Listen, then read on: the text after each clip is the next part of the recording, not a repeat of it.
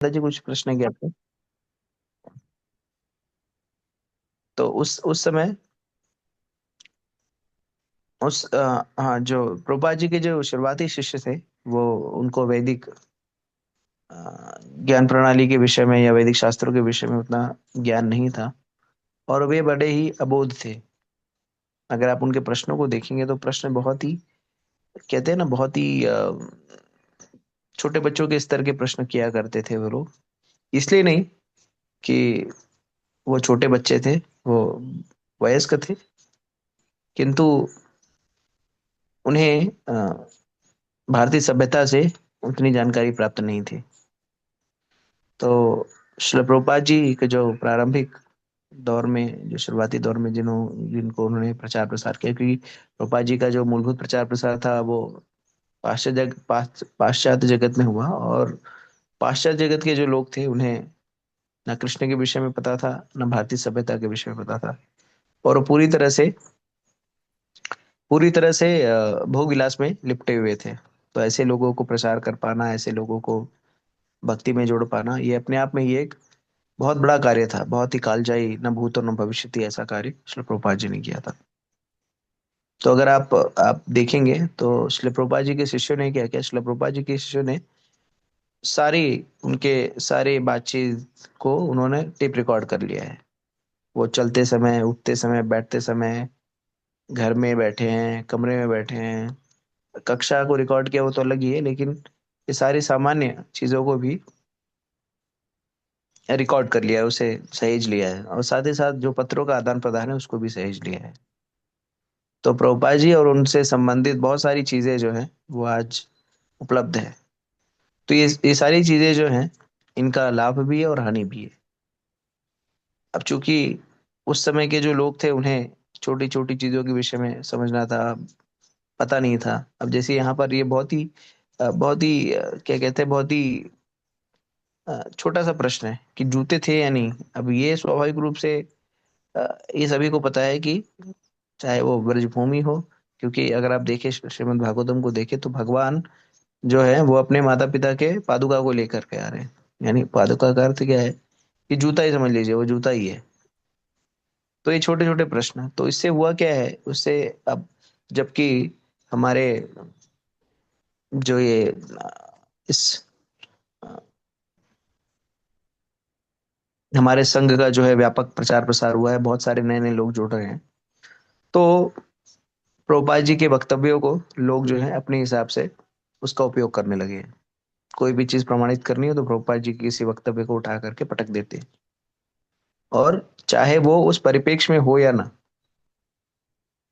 और शब्द तो शब्द हैं, उनके तो कोई भाव होते नहीं है।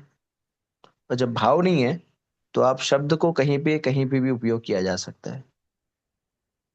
जैसे उदाहरणार्थ, जैसे माता और बच्चे होते हैं तो कई बार माताओं को बच्चे इतना तंग करते हैं तो बच्चे, माँ क्या बोलती है, माँ कहती है कि ये लोग मुझे मार देंगे। मारने पे लगे हुए, जहर देने पे लगे हुए हैं ये लोग, जहर दे के मारने पे लगे हुए हैं। तो क्या वास्तविकता में माँ ये कहना चाह रही है कि मुझे जहर दे देंगे? नहीं, वास्तविकता में नहीं कह रही है, वो सामान्यता ही कह रही है। लेकिन अब शब्द के रूप में अगर उसे लिख दिया जाए, जैसे मेरी माँ मुझे कई बार कहती थी, ये मुझको मार देगा, मारने पे लगा हुआ है मुझे। तो मैं उसको मारने पे लगा थोड़ी हुआ हूँ। मैं बात नहीं सुन रहा हूँ या कुछ मस्ती कर रहा हूँ या कुछ भी है, माँ खींच करके कह रही है। तो उससे, लेकिन अब उसको अगर टेप रिकॉर्ड कर लिया जाए या उसको अगर लिख लिया जाए या उसको लिपिबद्ध कर दिया जाए, तो उसको जब हम समझेंगे या पढ़ेंगे तो सिर्फ और सिर्फ हम दुविधा से ग्रस्त होंगे और अर्थ का अनर्थ कर बैठेंगे। तो इस कारण से हमें समझना होगा कि हमें बड़े ही सावधानी से और परिप्रेक्ष्य के साथ चीजों को पढ़ने और समझने की आवश्यकता है। और किसी चीज की अति भी हो जाएगी तो भी दुविधा का कारण ही बनती है। शास्त्रों को देखिए, शास्त्रों में बहुत ही विवरण है, विविध विवरण है, लेकिन बहुत सारी चीजों के विषय में विवरण नहीं है उसमें। बड़ी हास्पद लगी ये चीजें। हाँ, लेकिन क्या देखिए भागवत में वर्णन है कि लोग जो दतुइन करते थे सुबह उठ करके, दतुइन करने का वर्णन है क्या कहीं? तो इसका मतलब क्या वो लोग दतुइन ही नहीं करते थे, या कंग बाल में कंघी करते थे, हाँ, मुंह धोते थे? ये सारी चीज अपने आप समझने योग्य है। तो मुख्य जो विषय वस्तु है, जो दर्शन है, उस पर हमें क्या करना चाहिए, ध्यान केंद्रित करना चाहिए। छोटे छोटे विषयों में फंसने की आवश्यकता नहीं है। आचार्यगण बताते हैं कि जो लीलाएं होती है, लीलाओं का आस्वादन करना चाहिए हमें। लीलाओं पर प्रश्न उठाने की आवश्यकता नहीं होती। फलाने के इतने बेटे क्यों थे, फलाने के पिताजी का नाम ऐसा क्यों पड़ा, फलाने ने ये क्यों किया। तो लीलाओं पर हमें प्रश्न नहीं उठाना चाहिए, उसका हमें आस्वादन करना चाहिए, उसका रस लेना चाहिए। और प्रश्न करना चाहिए दर्शन पर, ये सिद्धांत ऐसे क्यों है, ये सिद्धांत वैसे क्यों है, इसको सिद्धांत को समझाइए। तो वो परिपक्व अवस्था होती है। हम क्या करते हैं, लीलाओं पे प्रश्न उठाते हैं। कई बार क्या होता है, कक्षाएं भी होती है, तो कक्षाओं के बाद जैसे नवआगंतुक भक्त होते हैं, कुछ भक्त होते हैं, वो लोग पूछते हैं, अच्छा प्रभु जी ये बताइए, अभिमन्यु के बेटे का नाम क्या था। तो मुझे अटपटा लगता है, प्रभु जी उनके बेटे का क्या नाम था, उससे आपको क्या लेना देना है। हाँ, सब सब चीज तो आप अपने मोबाइल में ढूंढते हो, इसको ही ढूंढ लो। क्यों, आपको कुछ दर्शन समझना है, कुछ वो समझना है, तो आप पूछिए उसे, उनके फलाने की बीवी का नाम क्या था, उनकी बीवी के पिताजी का नाम क्या था। उससे आपके आध्यात्मिक उन्नति में क्या लाभ होने वाला है। हाँ, आपको पूछना है तो किसी और से पूछ लो, या मोबाइल में देख लो, सब देख रहे हो, सब ढूंढ रहे हो, आजकल तो सब छोटी छोटी चीज लोग मोबाइल में ढूंढते हैं। हाँ, ये पूछो कि कैसे जप करूं, कैसे नाम, भागवतम पढ़ने में रुचि नहीं लग रही, उसमें बढ़ूं। हाँ, कैसे भक्तों का संग लूं, सेवा कैसे करूं, कुछ सेवा है क्या। तो हमें जिज्ञासा भी सार्थक जिज्ञासा करनी चाहिए, हाँ, जो कि आपके आध्यात्मिक जीवन के लिए लाभप्रद हो। प्रभुपाद जी के शिष्यों की जहां तक स्थिति है, प्रभुपाद जी के जो नए शिष्य हैं, वो एकदम नए हैं, उन्हें कुछ नहीं पता। जब उन्हें भारत आए और उनको पत्रकारों ने पूछा कि आप लोग, आपको ऐसा क्या लगा जिसके कारण आप लोग कृष्ण भावना भावित हो गए, या ये हरे कृष्ण आंदोलन से जुड़ गए, क्या विशेष लगा।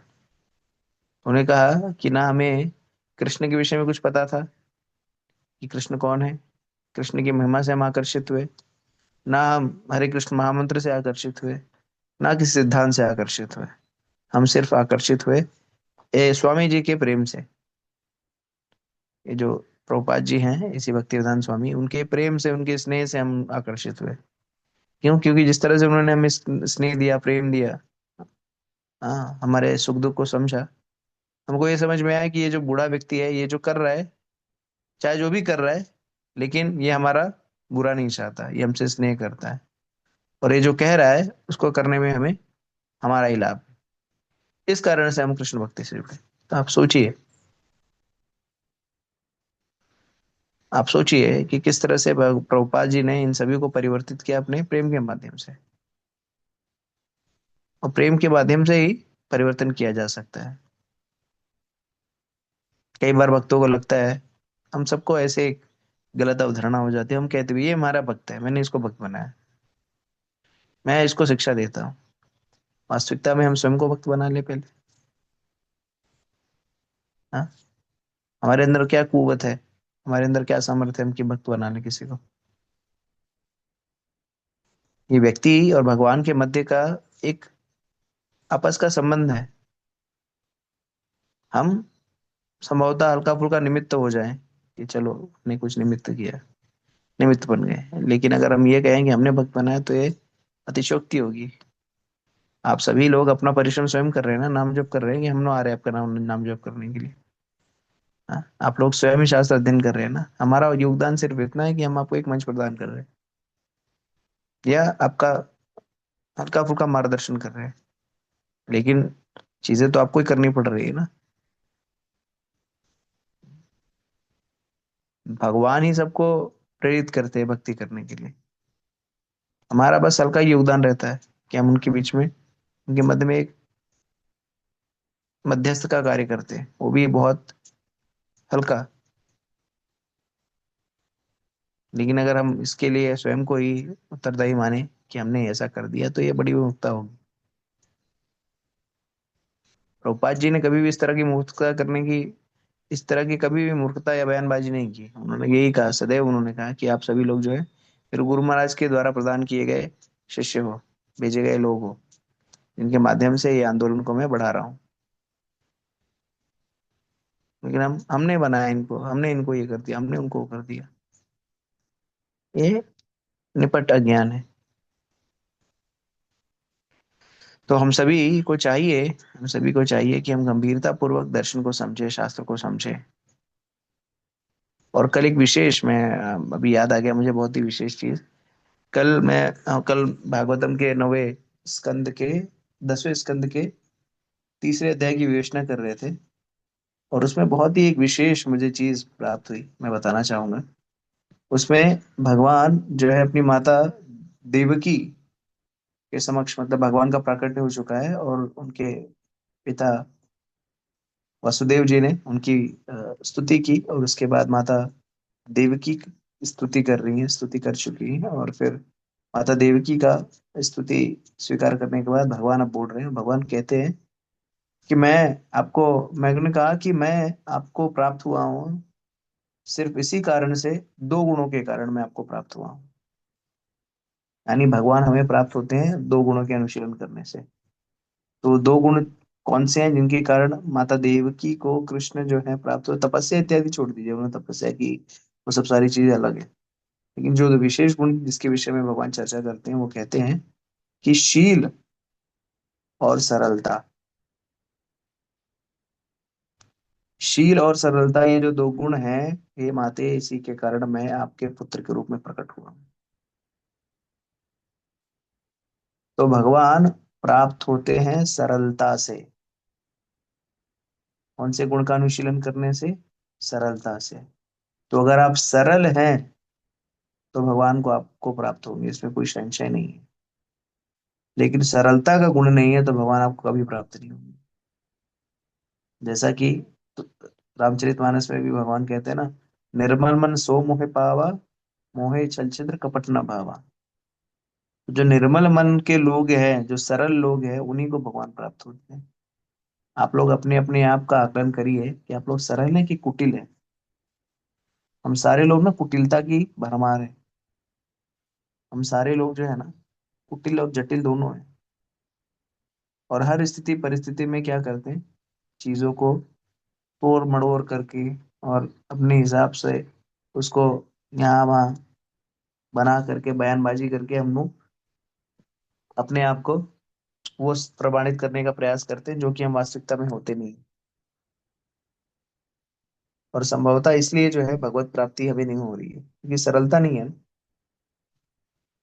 सरलता, इस गुण का जो भगवत गीता में निरूपण करते हुए भगवान कहते, प्रभुपाद जी उसका तात्पर्य बताते हैं सरलता के विषय में। मैं पढ़ रहा था कि सरल का अर्थ ये होता है कि अगर आपका शत्रु भी आपके पास आए और आपकी योजना के विषय में पूछे, तो आपको उसको बता देना चाहिए। ये सरलता का भाव होता है। हम यहाँ पे कल कहाँ जा रहे हैं ये नहीं बताते। कहाँ है? हाँ है, बाहर है। अरे भाई कहाँ हो? बाहर बाहर। अरे कहाँ हो भैया? बाहर हूँ। तो सोचिए, तो उसमें उनका उदाहरण देते हैं। प्रोपा जी उदाहरण देते हैं इनका, क्या नाम है, पांचों पांडव में से जो एक है, कौन, युधिष्ठिर, अर्जुन, भीम, नकुल, सहदेव। सहदेव का, सहदेव इतने सरल हैं कि उनको दुर्योधन आकर के पूछता है, वो सहदेव जो है ज्योतिषी हैं, और ज्योतिषी के रूप में उनके पास दुर्योधन आता है। उनसे पूछता है कि कौन से मुहूर्त में यज्ञ करने से हम जो है इस युद्ध में विजयी होंगे, कृपया हमें बताइए। आप सोचिए, आप लोग, मान लीजिए आप लोग से किसी की कट्टर दुश्मनी है, मरने मारने पे उतारे हुए हैं, और आपके पास वो रहस्य है, जो रहस्य बताने से आपके विरुद्ध ही आपका शत्रु विजयी हो जाएगा। तो आप बताएंगे क्या? हाँ या ना, बताइए।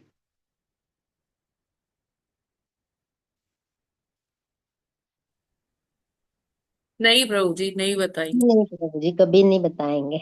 नहीं बताएंगे।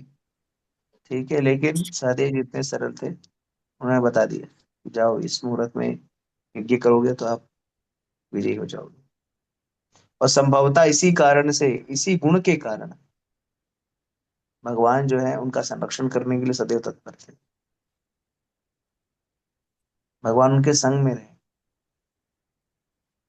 अपने जीवन काल के 80 वर्ष तक भगवान जो है पांडवों के संग में रहे थे। सरलता ही वो गुण था। लेकिन हम लोग के अंदर सरलता नहीं है। हम लोग के अंदर कुटिलता है। तो कल रात को ही मैं 9 बजे, लगभग 9 बजे के आसपास इसी पर चिंतन कर रहा था। ये सरलता आएगी कैसे? कि यहाँ पे तो भौकाल है, ये है वो है, झूठ फरे पता नहीं क्या क्या है, और ये गुण ही नहीं है। बाकी सारे गुण है, अवगुण है, ये गुण विकसित ही नहीं हो रहा है। कहीं ना कहीं भय है। हम स्वयं जो है उसको जीवन जी नहीं पा रहे, उस तरह से आचरण कर ही नहीं पा रहे। एक मुखौटा ओढ़ के घूम रहे हैं, एक आवरण लेकर के घूम रहे हैं, और भक्ति में भी अभिनय कर रहे हैं। तो जब इतनी सारी चीजें हैं, तो भगवत प्राप्ति कैसे हो पाएगी? तो हमें समझना होगा कि ये सरलता भी जो है ना, ये सरलता भी आती है भगवान के ऊपर पूर्ण रूप से शरणागत होने की स्थिति में। जब हम पूर्ण रूप से स्वच्छ हो जाते हैं ना, ये काम क्रोध लोभ मोह मद मात्सर्य हमारे रिपू है ना, ये हमें सरल होने से बचाते हैं। सरल होने से बचाते हैं हमें। और जब तक सरल नहीं होंगे तब भगवान भी नहीं प्राप्त होंगे। तो हमें क्या करना है? हमें अपने आप को इन कल्मशों से मुक्त करना है। कल्मशों से मुक्त करने के लिए हमें भगवान से प्रार्थना करनी है। देखिए, भक्ति जो है सिर्फ प्रार्थना से युक्त होनी चाहिए। हरे कृष्ण महामंत्र जो है वो भी भगवान से प्रार्थना ही है। ठीक है। तो इस तरह से हमें हमें प्रयास करना होगा कि हम शास्त्रों का अध्ययन करें, समझें, परिपेक्ष में समझें, योग्य युक्ति के माध्यम से समझें, और चीजों को यथारूप समझने का प्रयास करें। और सरलता के भाव को, सरलता वे जीवन में लेकर के आए। और जब सरलता जीवन में आएगी, तो बाकी सारी चीजें, भगवान का उद्भव हमारे जीवन में अवश्य होगा, इसमें कोई संशय नहीं है। ठीक है। हरे कृष्ण प्रभु जी। भगवान के चरण कमल कमल पूजनीय है, और भगवान के चरण कमलों पर ध्यान अर्पित करके और भक्ति में संलग्न होना चाहिए, तो भगवत भक्ति आसानी से प्राप्त होती है। भगवान कृष्ण जो है वृंदावन लीलाओं में जूते नहीं पहनते थे, और अन्य राजा रूप में या जो भी थे तो जूते पहना करते थे। परंतु प्रभु जी, शास्त्रों में ऐसा भी क्या आया है कि जब वो युद्ध भूमि में थे, तो जब वो नंगे पैर चलते थे तो उनके नंगे पैरों में 5 जो निशान होते हैं, जो है कमल, तीर, चक्र, ये स्पष्ट छाप युद्ध भूमि में नजर आती थी। ऐसा भी है वर्णन शास्त्र में है। हम्म, ऐसा भागवतम में वर्णन है कि भगवान जब चलते थे नंगे भगवत पैर गीता तो, में है प्रभु जी। हाँ, तो उनके जो जो विशेष निशान होते हैं वो परिलक्षित होते थे। बिल्कुल। हाँ हाँ हाँ। और युद्ध भूमि में भी वर्णन है, हालांकि ऐसा सोचा जाता है कि युद्ध भूमि में वो जो है जूते पहने होंगे, परंतु ऐसा भी आया है कि जब चलते थे तो स्पष्ट निशान, 5 निशानों का आया है, थे तो ज्यादा निशान युद्ध भूमि में स्पष्ट दिखाई देते थे। हरे कृष्ण। बिल्कुल। अरे,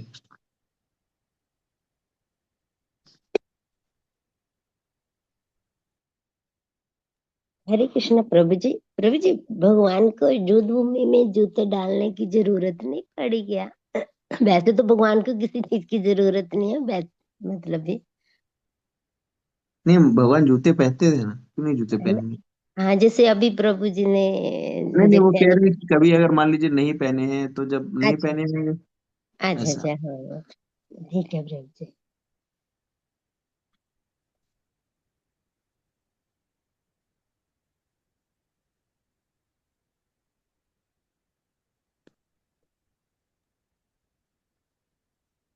हरे कृष्णा प्रभु जी।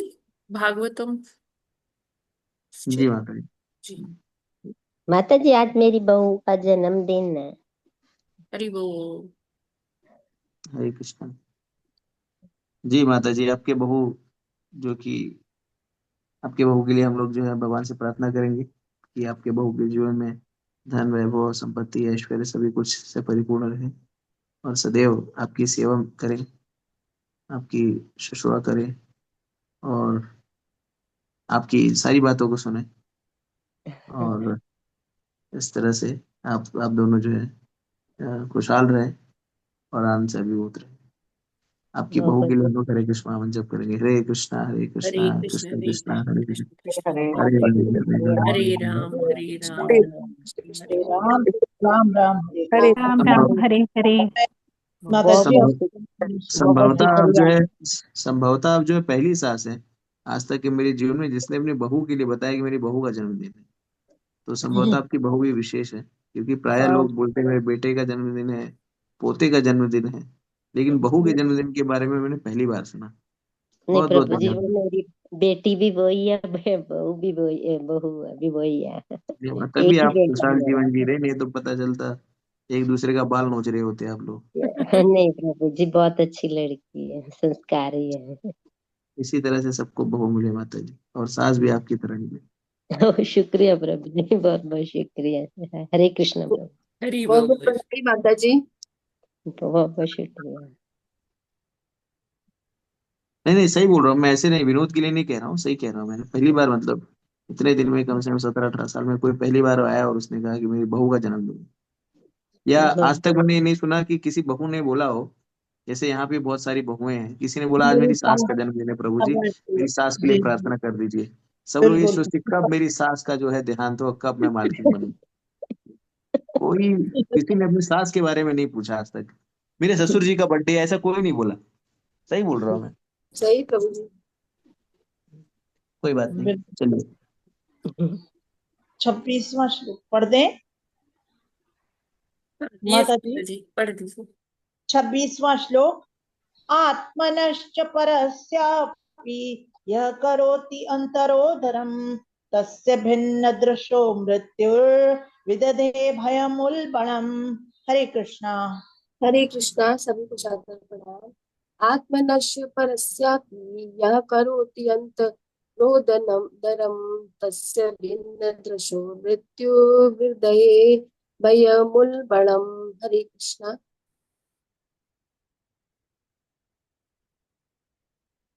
हरे कृष्णा। आत्मनस्य परस्यापि यः करोत्यन्तरोदरं तस्य भिन्नदृशो मृत्युर्विदधते भयमुल्बरम्। हरे कृष्णा। प्रभु जी, माता जी, सभी को दंडवत प्रणाम। हरे कृष्णा माता जी, सभी को दंडवत प्रणाम, प्रभु जी को दंडवत प्रणाम। आत्मनश्च परस्यापि या करोत्यन्तरोदरम तस्य भिन्न दृशो मृत्यु विदधे भय मूल्यवणम। हरे कृष्णा माता जी, प्रभु जी दंडवत प्रणाम। हरे कृष्णा। आत्मनश्च परस्यापि यः करोत्यन्तरोदरं तस्य भिन्न दृशो मृत्युर्विदधे भयमुल्बरम्। हरे कृष्णा माता जी, दंडवत प्रणाम। प्रभु जी दंडवत, सभी भक्तों को सादर प्रणाम। हरे कृष्ण, सभी को दंडवत प्रणाम।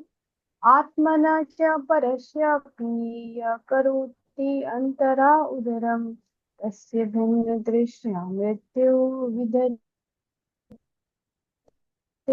भयम् उल्बरम्। हरे कृष्णा। आत्मनश्च परस्यापि यः करोत् अन्तरोदरम् तस्य भिन्नदृश्यो मृत्युविदधे भयमुल्बणम्। हरे कृष्णा। आत्मनश्च परिस्यापि यः करोत्यन्तरोदरम् तस्य भिन्नदृशो मृत्युर्विदेह विदेह भयमूलबनाम। हरे कृष्ण।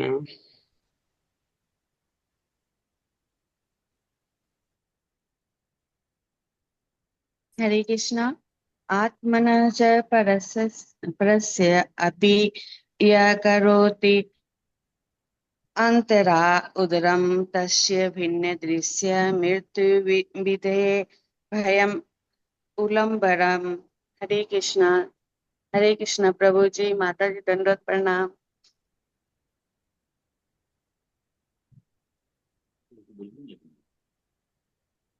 यस, आगे कौन पढ़ेगा? हरे कृष्णा। माता जी पढ़े क्या? माता जी मैं पढ़ूं? पढ़िए माता जी। शब्दार्थ आत्मनः स्वयं का, अपना, चा तथा परस्य दूसरे का, अपि भी या जो कोई अंतरा मध्य में उदरम शरीर के तस्य उसका भिन्न दशा भेददर्शी मृत्यु के रूप में विधभे मैं उत्पन्न करता हूँ। भयम डर, उल्वषणम महान, जो भी अपने में तथा अन्य जीवों के बीच भिन्न दृष्टिकोण के कारण तनिक भी भेदभाव करता है, उसके लिए मैं मृत्यु की प्रज्वलित अग्नि के समान महान भय उत्पन्न करता हूँ। तात्पर्य, समस्त प्रकार के जीवों के बीच, मतलब ये ऊपर चला गया। तात्पर्य, समस्त प्रकार के जीवों के बीच अनेक शारीरिक भिन्नताएं हैं, किंतु भक्त को इस आधार पर एक जीव तथा दूसरे जीव में भेदभाव नहीं करना चाहिए। भक्त का दृष्टिकोण तो माता जी चला गया। माता जी आपका नेटवर्क का कुछ प्रॉब्लम होगा, मैं पढ़ देती हूँ। भक्त हाँ का माता जी वो दृष्टिकोण तो यह होना चाहिए कि कि समस्त प्रकार के जीवों में आत्मा तथा परमात्मा दोनों ही समान रूप से उपस्थित है। हरे कृष्णा।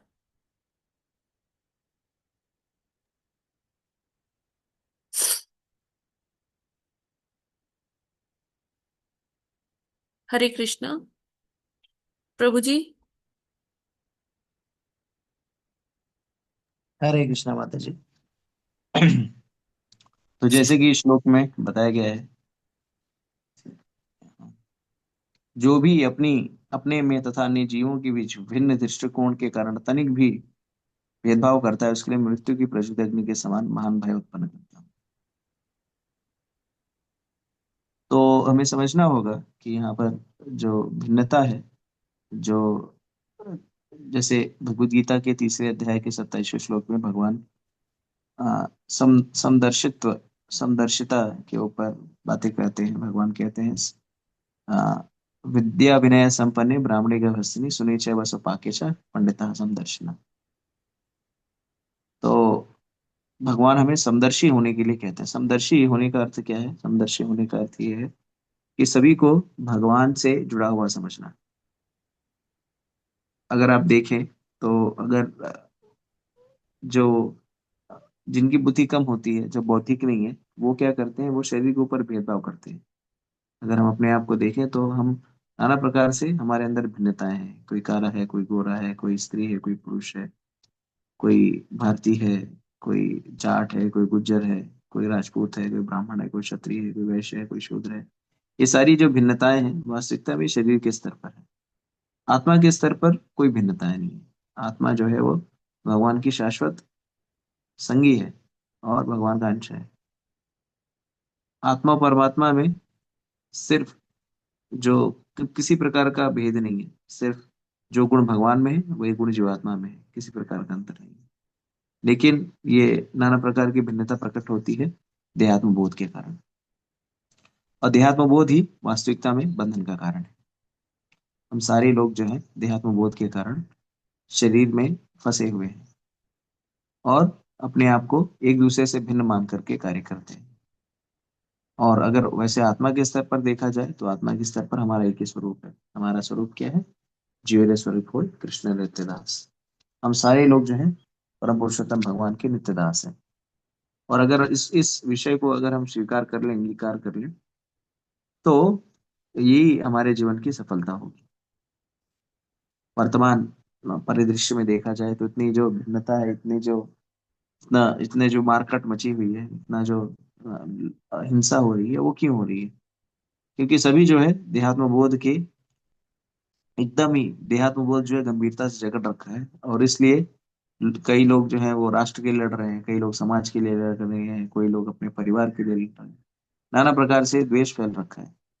लेकिन अगर हम जैसे अगर देखें, राजनेता जो है विश्व बंधुत्व की बात करते हैं कि हम सभी लोग जो है वो बंधु हैं, हम सभी लोग जो है आपस में भाई बहन हैं। लेकिन ये भाव ये सिर्फ कागजी तौर पर है। वास्तविकता में धरातल पर इसकी अगर इसको देखा जाए तो हम उस तरह से आचरण नहीं करते।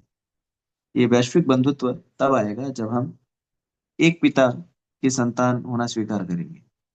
और भगवत गीता में भगवान पहले ही निरूपित करते हुए कहते हैं कि मत स्पर्शस्तु कौन्तेय, नहीं, अ, अहम बीज अ, अहम बीज प्रतापिता, जहाँ पर भगवान कहते हैं कि सर्वयोनिषु कौन्तेय मूर्तया संभवन्ति तासम ब्रह्म हत्योनिर अहम बीज प्रतापिता। तो वास्तविकता में भगवान जो है वो हमारे बीज प्रदाता पिता है। हमारे वही हमारे मुख्य एकमात्र पिता है, और हम सभी उनकी संतान हैं।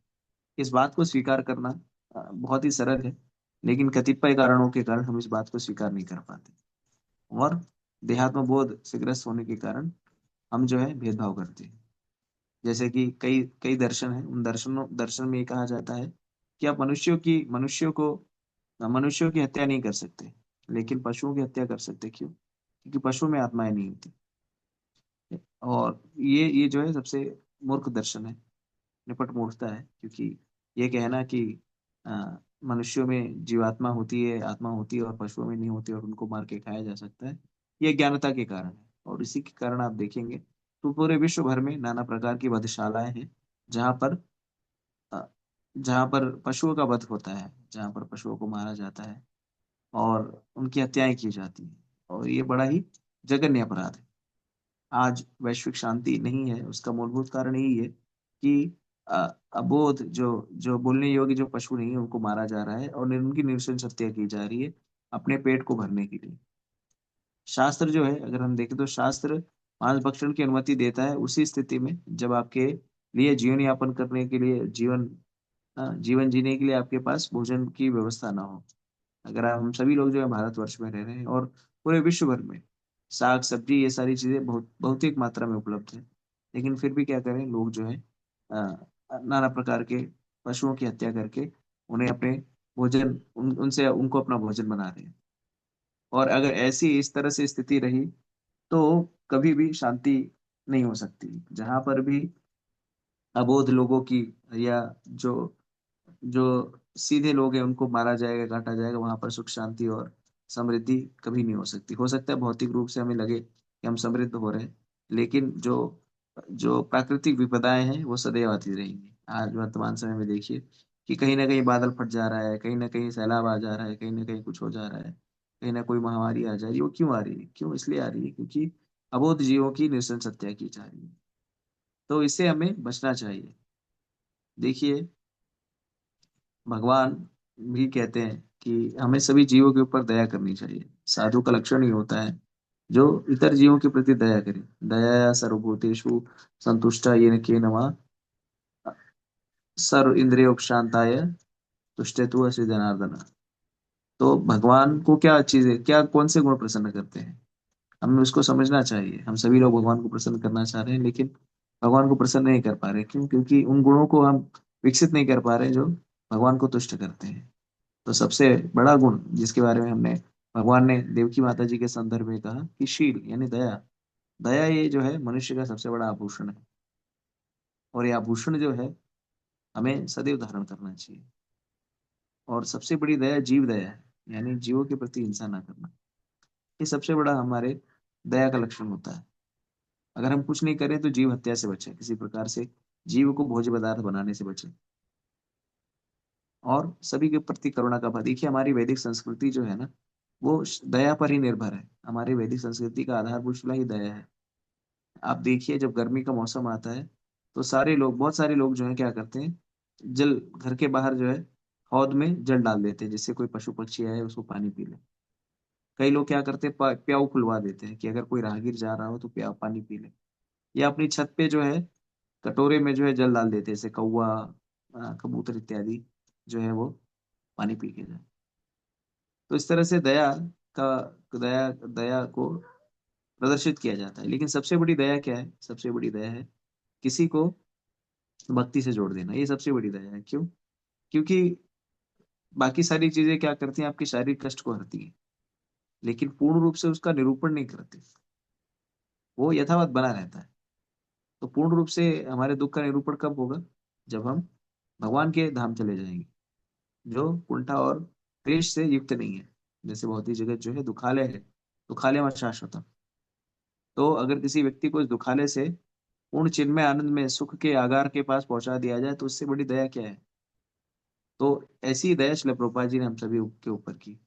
और इतर आचार्य जो है, रामानुजाचार्य, बाकी आचार्य भी इसी तरह की दया प्रदर्शित करते हैं, जहाँ पर हम सभी जीवों के रोग की, जो हमारे जो कष्ट है उसकी, जो हम कहते हैं ना कि उसकी अस्थाई अस्थाई समस्या का निराकरण निवारण करने के लिए हमें भगवान के भगवान के समक्ष या भगवान की भक्ति में लगाते हैं।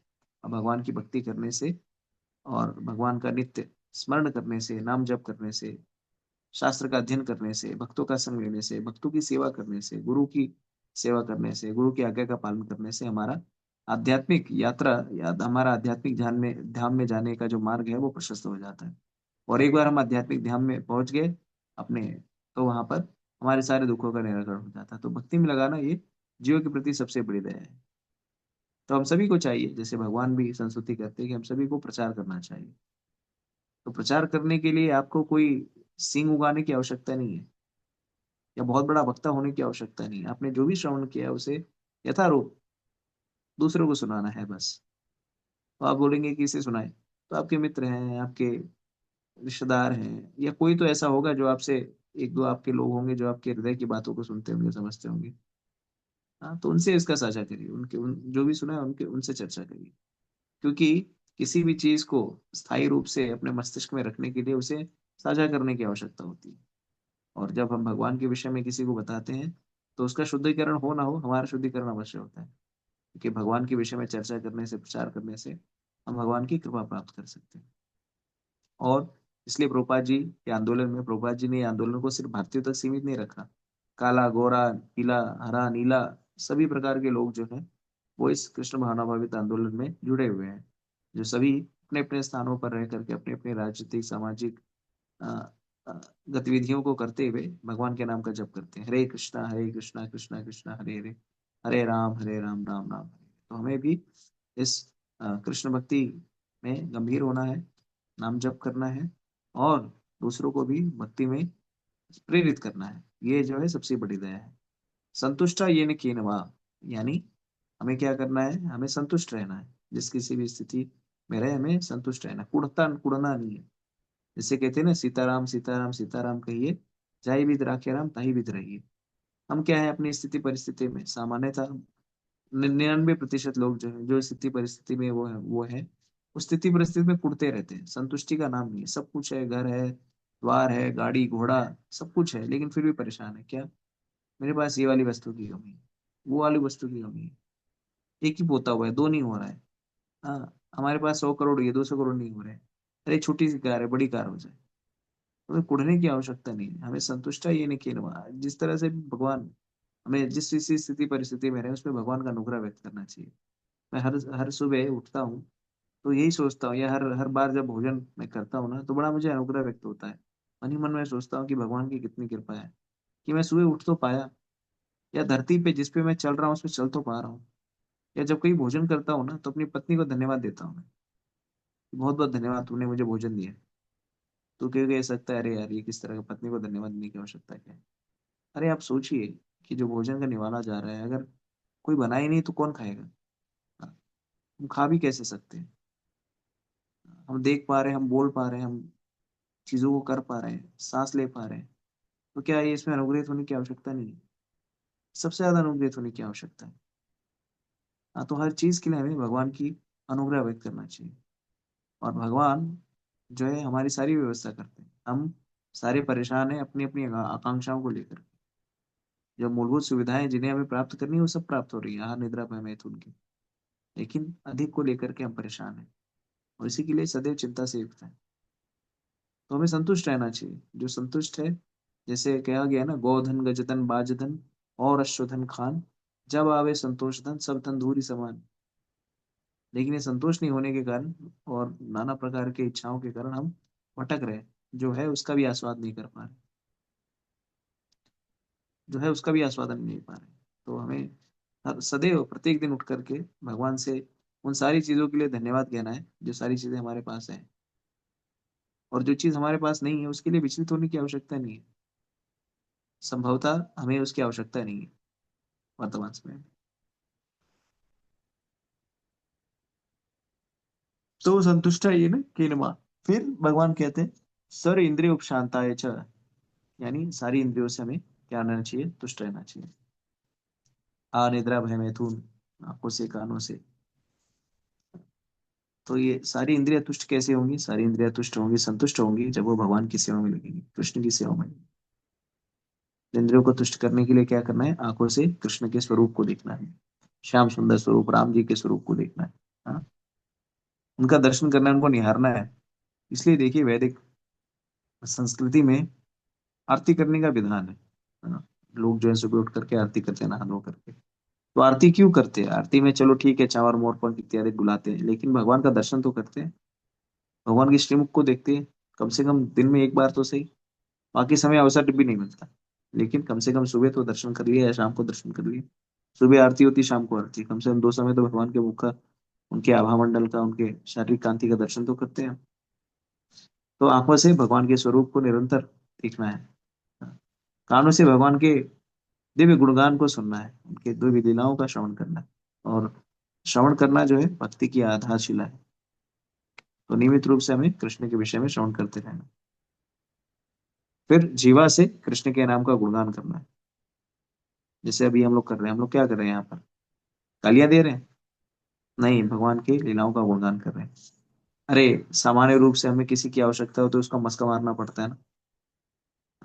किसी कोई स्त्री उतनी सुंदर नहीं, फिर भी व्यक्ति उसको बोलता बहुत सुंदर हो तुम, बहुत बढ़िया हो। कोई पुरुष अरे आप बहुत बुद्धिमान हो, अरे आप बहुत वो हो, आप ही तो एक हो। चपरासी भी रहेगा, उसे काम निकलवाना है, अरे आप ही तो डीएम, आप ही की वजह से तो सारा काम निकल रहा है। एक सामान्य कार्य करवाने के लिए आपको चापलूसी करनी पड़ती है। तो भगवान तो वास्तविकता में भगवान की चापलूसी नहीं करते, वो सत्य ही है। अगर हम कहें भगवान आप ही सब चीज के मालिक हो, तो झूठ क्या है? वही मालिक है। आप ही सबसे सुंदर हो, आप ही सबसे आकर्षक हो, तो हूँ, सही बात है। तो भगवान की कोई चापलूसी नहीं, सही है। तो उनके गुणों का गुणगान करिए। सारी प्रार्थनाएं क्या है? उनको गुणगान करना ही तो है। तो वास्तविकता में उनको गुणगान की आवश्यकता है, उनको मस्का मारने की आवश्यकता नहीं है। लेकिन भगवान का गुणगान करते हैं तो उससे हमारा शुद्धिकरण हो। तो मुख से भगवान के नाम का गुणगान करिए, लीलाओं का गुणगान करिए।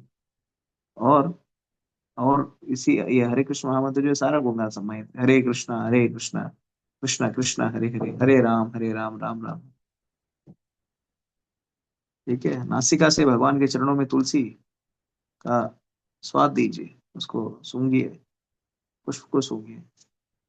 पैरों से मंदिर को जाइए, हाथों से मंदिर का मार्जन करिए। तो अगर संभव नहीं मंदिर जाना, तो घर ही मंदिर है, घर में विग्रह है, अच्छा विग्रह है, उन्हीं के साथ करिए। देखिए भक्ति को भगवान ने इतना सरल कर दिया है कि अगर घर पे भी रह करके आप पूरी तरह से समर्पित भाव से भगवान का नाम जप कर रहे हैं, अच्छा विग्रह का पूजन कर रहे हैं, भगवान को स्नान करा रहे हैं, वस्त्र पहना रहे हैं, भोग लगा रहे हैं, भोजन सबसे महत्वपूर्ण जो है भगवान को अर्पित करके भोजन को ग्रहण करना, प्रसाद लो।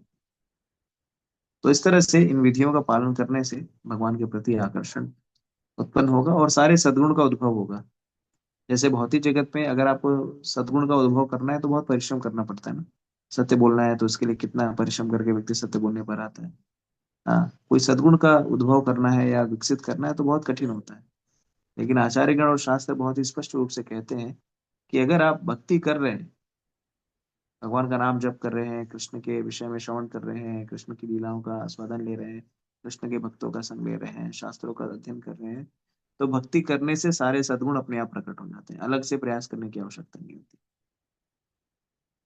तो हम सभी को चाहिए कि भक्ति में हम गंभीर हो जाएं, भक्ति के नियमों का अनुशीलन करें और विशेष रूप से भगवान के नाम का जप करें। हरे कृष्णा कृष्णा कृष्णा हरे हरे, हरे राम राम राम हरे हरे। और इस तरह से अपने जीवन को हम सफल बनाएं। ठीक है।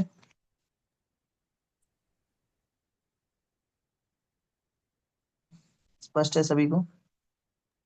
जी प्रभु जी। हरे कृष्ण प्रभु जी। बोलिए भक्ति प्रभु। करने से सारे सद्गुण आ जाते हैं। भक्ति श्रवण कीर्तन मनन वगैरह सब करना चाहिए, भगवान का दर्शन भी करना चाहिए, सुबह शाम करना चाहिए, आरती करना चाहिए। प्रभु जी, इसमें जो श्लोक में जो आया है अनुवाद, इसके बारे में क्वेश्चन है।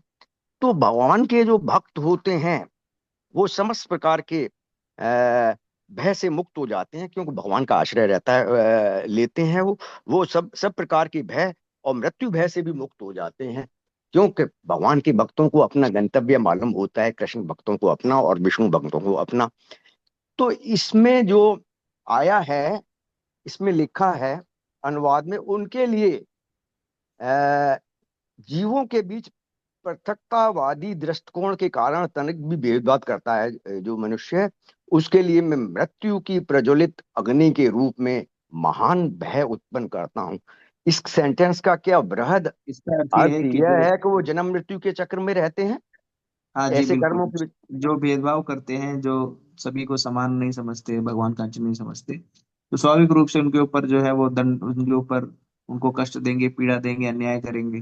तो ऐसे लोग जो है कर्मफल बढ़ाएंगे और फिर अंतोतगतो जन्म मृत्यु के चक्र में फंसे रहेंगे। हाँ प्रभु जी, बस यही वाइड अर्थ समझना था, क्योंकि भगवान के भक्तों का तो अलग फेट है कि उनको अपना गंतव्य मालूम होता है, जो सच्चे भक्त हैं, बिल्कुल अच्छे भक्त हैं और शुद्ध भक्त हैं। तो ये है, अगर भेदभाव नहीं रखना चाहिए, नहीं तो मृत्यु की जो प्रज्वलित अग्नि के रूप में भय का अर्थ यही है कि वो उस चक्र में आएंगे फिर। हरे कृष्ण। बिल्कुल बिल्कुल। तो दो एक घोषणा करनी थी। तो आगामी 10 तारीख को, 11 तारीख को हमारे किशोर कुमार जगतियानी प्रभु और कुछ एक राधिका यादव माता जी, 3-4 भक्तों की दीक्षा होने वाली है परम पूज्य भक्ति आशीष स्वामी महाराज से, गोवर्धन में। तो भगवान इन सभी को जो है आ, भक्ति दे, शक्ति दे, और दीक्षा प्राप्त करके ये लोग गुरु परंपरा से आधिकारिक रूप से जुड़ेंगे। तो भगवान से ही प्रार्थना है कि किशोर कुमार जगतियानी प्रभु और बाकी भक्त राधिका यादव माता जी बाकी भक्तों को इसी तरह से उनको आगे ले जाए। और दूसरी घोषणा है कि आगामी 24 नवंबर से लेकर के 29 नवंबर तक जो है हम लोग एक यात्रा लेके जा रहे हैं, दक्षिण भारत की यात्रा, जो कि शुरू होगी तिरुवनंतपुरम से, अनंत पद्मनाभ से। तो ये वार्षिक यात्रा है। यहाँ पर हम जाएंगे अनंत पद्मनाभ स्वामी, जो कि केरला में है, त्रिवेंद्रम में। फिर त्रिवेंद्रम से हम लोग आगे बढ़ेंगे, कन्याकुमारी जाएंगे, जहाँ पर कन्याकुमारी में दर्शन करेंगे। उसके बाद हम जाएंगे रामेश्वरम। रामेश्वरम में राम सेतु देखेंगे और दर्शन करेंगे। उसके बाद रामनाथेश्वर ज्योतिर्लिंग जो है वहाँ पे दर्शन करेंगे। फिर मदुरई जाएंगे, जहाँ पर कामाक्षी कामाक्षी देवी, मीनाक्षी देवी है, उनका दर्शन करेंगे। फिर उसके बाद श्रीरंगम जाएंगे। श्रीरंगम वो स्थान है जहाँ पर रंगनाथ जी हैं। रंगनाथ जी जो है अयोध्या के भगवान रामचंद्र जी के घर के विग्रह थे, जिन्हें विभीषण जी को दिया था। और फिर वहां से जाएंगे कांचीपुरम, और कांचीपुरम से चेन्नई। तो इस तरह से दक्षिण भारत के सारे प्रमुख मंदिरों का दर्शन करेंगे भक्तों के साथ में, और सारी व्यवस्था के साथ में,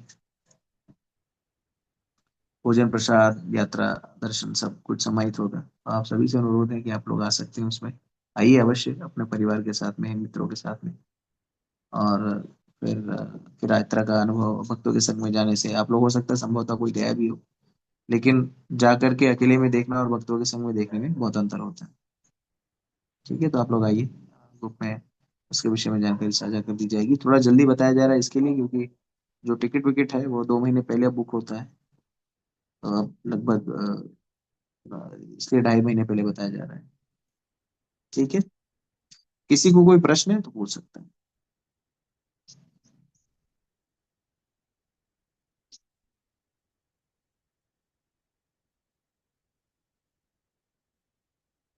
ठीक है, कोई प्रश्न नहीं है तो हम लोग यहीं पे end करते हैं।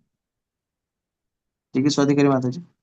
जी प्रभु जी, आज एक जो बच्चों का सत्र रखा है 10 बजे, 10:30 जी बजे से, तो उसमें जी पेरेंट्स भी इनवाइटेड हैं और ये सेशन हर ग्रेस राधिकेश्वरी माता जी लेंगे कि बच्चों को और कैसे हम वैदिक कल्चर से जोड़ सकते हैं, क्या उसका जरूरत है। तो ये अगर हमारे यहाँ डिवोटीज में से भी कोई अपने बच्चों को कराना चाहते हैं तो उसमें एक प्रश्नोत्तर सेशन भी रहेगा, तो आ सकते हैं सभी। ये एक्चुअली जूम सेशन जो होते हैं ना, बड़े वो होते हैं, मोनोटोनस होते हैं, जी। क्योंकि उसमें कुछ समझ नहीं आता कौन सुन रहा है, कौन चौका लगा रहा है, कौन झाड़ू मार रहा है, कौन यस। लेटा हुआ है, कोई बर्तन मांज रहा है, कोई सिर्फ लगा के चला गया है फिर चल रहा है वो रेडियो की तरह, जी प्रभु जी, नहा धो रहा ऐसे है, क्या कर रहा है पता नहीं। नहीं प्रभु जी, ऐसा नहीं होता है। माता जी जो हम लोग ध्यान से सुनना चाहते हैं वो सुनते हैं ऐसे। ये सच माता जी, हम लोग भी क्या है ना, हम लोग भी भोदू नहीं है, हम लोग ये सब है करते हैं, लेकिन दुनियादारी भी देखते रहते हैं, तो सब पता है कि कौन क्या करता है। ओके, ठीक है, चलेगा। ये स्वाति करी माता जी, आप एंड कर सकती हैं अगर कुछ अनाउंसमेंट हो तो। बस प्रभु जी यही अनाउंसमेंट था। Okay, thank you. Hare Krishna माता जी। हरे दंडवत। कृष्ण माता जी, हरे कृष्ण थैंक यू प्रभु सो जी। मच प्रभु जी थैंक यू माता जी, धन्यवाद प्रणाम आज माता के जी। लेक्चर हरे के कृष्ण लिए। माता जी, हरे कृष्ण प्रभु जी, हरे कृष्ण प्रभु दंडवत जी, प्रणाम। हरे कृष्णा सादर प्रभु, प्रणाम। कृष्णा हरे माता जी, कृष्ण प्रभु जी, हरे प्रणाम। कृष्ण माता जी, दंडवत हरे प्रणाम। कृष्णा। हरे माता जी, कृष्ण। क्रिसो सिंह को मतलब हमारे से कर देंगे, 5 साल का है। हाँ तो आप आइएगा ना। हाँ कहाँ? ठीक है ना, लिंक आता अभी है माता जी, आपके पास लिंक आता है? नहीं माता जी, बच्चों वाला लिंक नहीं है हमारे पास। अच्छा तो मैं आपको अभी ऐड कर देती हूँ उसमें। हाँ ठीक है। और आज से ना चातुर्मास्य का तीसरा जो महीना है वो आरंभ हो गया है। और जी आज जी से 1 महीने तक दूध का सेवन नहीं करना है ना, जी ये जी। व्रत है। हम तो हम्म, वैसे ही नहीं कर रहे, हमने दूध का त्याग किया हुआ है पूरे चातुर्मास के लिए। ठीक है तो ठीक है ठीक है। माता जी। हरे कृष्णा फिर माता जी, सभी हाँ को आ धन्यवाद। जाइए हरे कल। कृष्णा माता जी। हरे माता कृष्णा। जी, अभी तो ये दूसरा मास में वो दही नहीं ले रहे थे, तो ये हाँ जी। तीसरा में दही लेंगे क्या? हाँ दही ले सकते हैं, दूध का है अच्छा, दूध निषेध। और मिठाई वगैरह सभी? हाँ मतलब दूध से बनी हुई मिठाई तो है दूध ना। से तो दही भी बनता है माता जी दही फिर? का वो सत अलग हो जाता है माता जी। अच्छा अच्छा। ठीक है। ओ, तो ठीक ठीक है माता। बाकी मेनली दूध है, अगर उसको कन्वर्टेड फॉर्म में अगर आपको लेना है तो आप ले सकते हो। दूध का पूरा टोटल निषेध है। हम्म। हो पाए तो दूध से बनी हुई मिठाई का भी कर लीजिए। ठीक है। जैसे मिठाई का वो तो भोग लगा सकते हैं ना भगवान जी को? हाँ भगवान जी तो पाएंगे ही माता जी, उनके लिए व्रत थोड़ी ना है। तो भोग लगाए जो प्रसाद, तो वो तो ले सकते हैं कि दूसरे को बांटते हैं? देख लीजिए जैसे आपको मन करता है। हरे कृष्णा माता जी, सादर जी प्रणाम जी जी। माता जी। आज जैसे ग्रहण भी लग रहा है तो घर में लड्डू गोपाल जी हैं, तो उनको कैसे क्या क्या सेवा करें, कैसे क्या करें माता जी, आप बताइए। देखिए माता जी, हम्म, जो भगवान की सेवा है वो कभी अवरुद्ध नहीं होती, वो अनवरत रूप से चलती रहती है। जी। ठीक है ना। लेकिन हाँ, अगर आपके घर परिवार में कोई है कि भाई कपाट बंद कर दीजिए, तभी दर्शन हम्म, नहीं करना है, हम्म, तो ठीक, आप वैसा ही करिए जैसे परिवार में है। कोई उसमें जी क्लेश करने की, कलह करने की जरूरत नहीं है। जी। जैसे आप लोग कर रहे हैं करिए। बेस्ट है कि हम हरि नाम जप करें, हम्म, तो ग्रहण के काल में भी और सूतक जो लगा है उसमें भी। ठीक है ना। जी हाँ माता जी ऐसे तो ल्यूनर एक्लिप्स है, रात को लगेगा। माता जी, सूतक चालू हो जाता है आज 12:57 से सूतक लग जाएगा। तो ओके। सूतक काल में भी नहीं करते। जी जी। ठीक है ना। लेकिन मतलब अगर हो सकता है तो आप अपने घर में भगवान की सेवा हम्म, रखिए, उनको भोजन, क्योंकि भगवान को तो प्रभावित होते नहीं है। एक हाँ है ना। तो हमें ज्यादा वो करने की जरूरत नहीं, लेकिन जिसके घर में परंपरागत रूप से ऐसा है, लोग कह रहे हैं कि नहीं कपाट बंद कर देने चाहिए, तो आप उसको फॉलो करिए और अपने मन से भगवान को आप ऑफरिंग कर सकते हैं। सबसे अच्छा है कि आप हरि नाम जप करें, बहुत अच्छा रहेगा। ठीक है, तो फिर हम लोग यहीं पर विराम करते हैं आज। थैंक यू माता जी। ग्रंथराज श्रीमद् भागवतम की जय, जगत गुरु श्रील प्रभुपाद की जय, नवाचार्य हरिदास ठाकुर की जय, अनंत कोटि वैष्णव भक्त वृंद की जय, वंदे कल्पतरुभ्यश्च कृपा सिंधुभ्य एव च पतितानां पावनेभ्यो वैष्णवेभ्यो हरे कृष्ण हरे माता जी, कृष्णा। सादर सभी माता प्रणाम। जी प्रभु जी को प्रणाम। हरे हरि कृष्णा बोल। माता जी, जय माता दंडोत हरे प्रणाम। कृष्णा माता जी, माता जी आपको दंडवत दंड हरे प्रणाम। कृष्ण माता जी, दंडवत हरे प्रणाम। कृष्ण माता हरे जी, दंडवत कृष्णा। प्रणाम। सभी को हरे कृष्णा, दंडवत प्रणाम।